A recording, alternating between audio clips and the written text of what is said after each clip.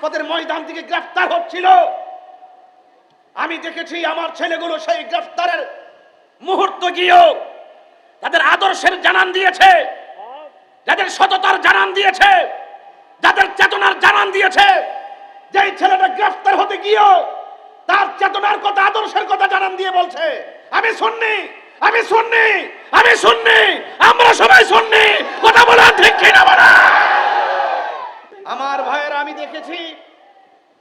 দেখেছি আমার একটা ভাইকে যখন গাড়ির মধ্যে তোলানো হয়, সেই ছেলেটা বারবার বলছে, নারে রিসালাত ইয়া রাসূলুল্লাহ, নারে রিসালাত ইয়া রাসূলুল্লাহ।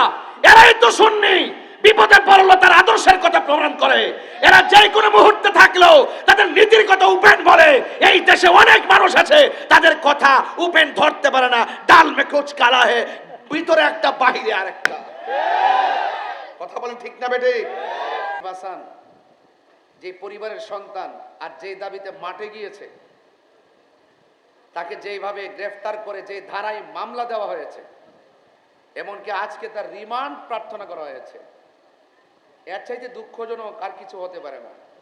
আমি বরাবর দেখেছি এই বাংলাদেশে সব চাইতে সর্ব জায়গায় বৈষম্যের শিকার হলো আহলুস সুন্নাত ওয়াল জামাত। আমার পূর্বে আমার সহযোদ্ধা, রাজপথের লড়াকু সৈনিক,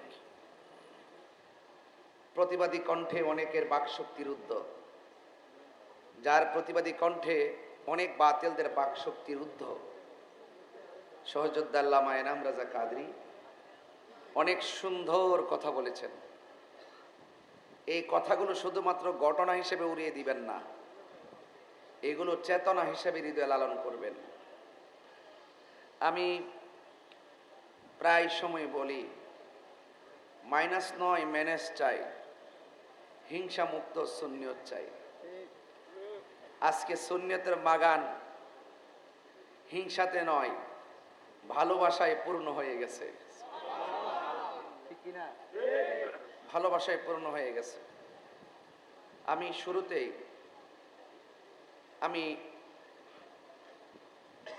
একটা দাবি উপস্থাপন করছি। আপনারা জানেন, গাজীপুর পুবাইলের মসজিদের ইমাম শহীদ রইসউদ্দিনকে মিথ্যা অভিযোগ দিয়ে মব ভায়োলেন্সে হত্যা করা হয়েছে। প্রতিবাদের দাবিতে অবরোধ কর্মসূচি থেকে অনর্থক আমার অনেক ভাইদেরকে গ্রেফতার করা হয়েছে। আমি দাবি জানাবো, অনতিবিলম্বে পরিকল্পিত ষড়যন্ত্রমূলক মিথ্যা মামলা প্রত্যাহার করে আমার ভাইদেরকে মুক্তি দিতে হবে। আমি এখানে আসার আগেও একটা খবর পাইলাম, রাকিব হাসান নামে একটা ছেলে 5 থেকে গ্রেফতার হয়েছে। আমার কাছে একটা তথ্য ছিল স্পষ্ট যে ছেলের বাবাটা অনেক অসুস্থ, আর্থিকভাবে খুবই দুর্বল। আমি এখানে আসার আগে দৌড়াইয়া সেখানে গেছি। যাওয়ার পরে শুনলাম তার যে ছেলেটা ঘরে আছে, তারা বলতেছে যে হুজুর, আমার ভাই যে জেলে আছে সেটা এখন আব্বাকে শোনাই নাই। আমরা বলছি যে সে ভালো আছে, কারণ আমার আব্বার যে মানে ভারসাম্য, যে মাথা ব্রেইনের সমস্যা, যে শারীরিক অসুস্থ, যদি এই কথাটা বলি তাহলে আমার আব্বা আরো অসুস্থ হয়ে পড়বে। তো আমি দায়িত্বহীন কণ্ঠে বলতে চাই, কয়েক শ্রেণীর মানুষের দোয়া কিন্তু আল্লাহ ফিরায় দেয় না। দোয়া করলে কবুল হয়ে যায়, বদদোয়া দিলেও কবুল হয়ে যায়। মজলুম হাসান, রাকিব হাসান যে পরিবারের সন্তান আর যে দাবিতে মাঠে গিয়েছে, তাকে যেইভাবে গ্রেফতার করে যে ধারায় মামলা দেওয়া হয়েছে, এমনকি আজকে তার রিমান্ড প্রার্থনা করা হয়েছে, এর চাইতে দুঃখজনক আর কিছু হতে পারে না। আমি বরাবর দেখেছি এই বাংলাদেশে সব চাইতে সর্ব জায়গায় বৈষম্যের শিকার হলো আহলুস সুন্নাত ওয়াল জামাত। আমরা এই বৈষম্য চাই না, আমরা সম্প্রীতি চাই। আমরা চাই law is not respect of person, law is equal. আইন সমান, কিন্তু নির্দোষ মানুষের উপরে বেআইনি চালাই দেওয়া যাবে না। কথা বলেন ঠিক কিনা? আমার কাছে আমি যখন দেখেছি ছেলের বাবার আজকে কান্না করেছে, আমার হৃদয়টা ক্ষত বিক্ষত হয়ে গেছে। এটা সাধারণ কোনো বার্তা দিচ্ছি না আপনাদেরকে, তবে এতটুকু আজকে আমি দেখেছি, আমার ছেলেগুলো যখন কাস্টডি থেকে বের হয়ে আদালত চত্বরে যখন তারা উপর থেকে নিচে নামছিল, আমি দেখেছি যখন আমার ছেলেগুলো রাজপথের ময়দান থেকে গ্রেফতার হচ্ছিল, আমি দেখেছি আমার ছেলেগুলো সেই গ্রেফতারের মুহূর্ত গিয়েও তাদের আদর্শের জানান দিয়েছে, যাদের সততার জানান দিয়েছে, যাদের চেতনার জানান দিয়েছে। যেই ছেলেটা গ্রেফতার হতে গিয়েও তার চেতনার কথা, আদর্শের কথা জানান দিয়ে বলছে, আমি সুন্নি, আমি সুন্নি, আমি সুন্নি, আমরা সবাই সুন্নি। কথা বলা ঠিক কিনা বলা?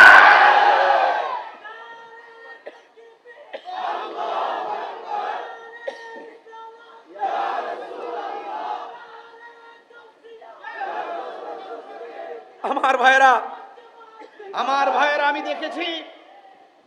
দেখেছি আমার একটা ভাইকে যখন গাড়ির মধ্যে তোলানো হয়, সেই ছেলেটা বারবার বলছে, নারে রিসালাত ইয়া রাসূলুল্লাহ, নারে রিসালাত ইয়া রাসূলুল্লাহ। এরাই তো সুন্নি, বিপদে পড়লে তার আদর্শের কথা প্রমাণ করে। এরা যে কোনো মুহূর্তে থাকলেও তাদের নীতির কথা উপেন বলে। এই দেশে অনেক মানুষ আছে তাদের কথা উপেন ধরতে পারে না। ডাল মে কুচ কালা হে, ভিতরে একটা বাহিরে আরেকটা। কথা বলেন ঠিক না বেটে? একমাত্র সুন্নি, এই জন্য আমরা গর্ব করে বলতে পারি, তুমি কে আমি কে। আর তুমি কে আমি কে? আমি ইন্টারিম গভর্নমেন্টের প্রধান, চট্টগ্রামের সন্তান, এই হাটহাজারীর সন্তান। আগামীকাল মনে হয় তিনি চট্টগ্রামে আসবেন সম্ভবত, আমি তথ্যটা জানি, এবং প্রশাসন খুব সুন্দর করে শৃঙ্খলা রাখছেন। চট্টগ্রামের সন্তান চট্টগ্রামে আসবে, এটা চট্টগ্রামের গৌরব, হাটহাজারীর গৌরব। কিন্তু আমি হাটহাজারীতে এসে, আমি হাটহাজারীর সন্তান ইন্টারিম গভর্নমেন্ট প্রধানকে আমি শুধুমাত্র একটা অনুরোধ করব, আমার ভাইদেরকে অনর্থক গ্রেফতার করে কোটি কোটি মানুষের হৃদয়কে রক্তক্ষরণ করেছে। এই জন্য আপনি এই সমস্ত বিষয়গুলো যদি আমলে না নেন, তাহলে এই দেশের ভাবমূর্তি ক্ষুণ্ণ হবে, ভাবমূর্তি সমুজ্জ্বল হবে না। যারা অপরাধী হবে, আমি বারবার, শুধু আজকে নয়, আমি বারবার সব জায়গায় আগেও বলেছি, এখনো বলি, যারা দুর্নীতিবাজ তাকে ধরেন, যারা অন্যায়ভাবে লুটুপুটে খাইছে ধরেন, যারা মানুষের সম্পদ নষ্ট করেছে তাদেরকে ধরেন, যারা মানুষের অধিকার হরণ করেছে তাদেরকে ধরেন, প্রকৃত অপরাধীকে আইনের আওতায় আনেন। কিন্তু নিরপরাধ যারা, তারা যেন কোনোভাবেই কোনো মানুষের তদবিরে যেন অনর্থক হেরেঞ্জের শিকার না হয়, সেই দিকে আপনাকে নজরদারি করতে হবে। কথা বলেন ঠিক কিনা বলেন? তবে আহলুস সুন্নাত ওয়াল জামাত শান্তিপ্রিয় হিসাবে বারবার প্রমাণ করেছে। আশা করি যারা বিভিন্নভাবে তদবির করে আমাদের আহলুস সুন্নাত ওয়াল জামাতকে কুণ্ঠাসা করতে চায়, সেই সমস্ত তদবিরকারীদের দাঁত ভাঙ্গা জবাব যদি দিতে হয়, আমরা ঐক্যবদ্ধ থাকতে হবে। কথা বলেন ঠিক কিনা? ঐক্যবদ্ধ যদি থাকি, আমি 2000-এও বলছিলাম, যখন আমার বিরুদ্ধে মামলা হয়, আমি বলেছিলাম আমি জেলে যাইতে পারি, বাইতুল মোকাররমের সামনে আমার ফাঁসি হতে পারে, হয়তোবা কোনো কালো ছায়া কিংবা কালো অধ্যায় অথবা কোনো ধরনের অপশক্তি আমাকে এভাবে ফাঁসি দিতে পারে। আমি যদি ফাঁসিতেও চলি, এর বিনিময়ে যদি আপনারা ঐক্য হয়ে যান, আমি মরে গিয়েও শান্তি পাবো। আমি আজকেও হাটহাজারীতে বলি, আজকে দেখেন, আজকে যারা কাস্টডিতে উঠেছিল, আজকে যারা আদালতে উঠেছিল, তারা উপর থেকে নিচে নেমেছিল, আমি দেখেছিলাম তাদের চেহারার মধ্যে একটা নুরানি ঝলক। মনে হচ্ছে যেন আমার সুন্নি জামাত ঐক্য হয়ে গেছে। সেই জায়গায় জেল হতে পারে, অপশক্তির দ্বারা আমরা আঘাতপ্রাপ্ত হতে পারি, কিন্তু হৃদয়ে হুব্বে মোস্তফার মহব্বত আছে। সেই মহব্বত নিয়ে আমরা পৃথিবী ছেড়ে চলে যেতে পারি। কথা বলেন ঠিক কিনা বলেন?